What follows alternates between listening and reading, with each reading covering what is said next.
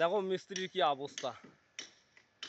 মিস্ত্রি ধর হ্যাঁ ধ্যামসা বাড়ি বসি পড়ছে। হ্যাঁ, মিস্ত্রি ধর বসি বসি আছে, একটা করে মিস্ত্রি বছর 3-4টে করে হেল্পার, তাও মিস্ত্রি বসি থাকে। তাহলে হেল্পার কেমন আর মিস্ত্রি কেমন? হ্যাঁ ওই দেখেন দুইটা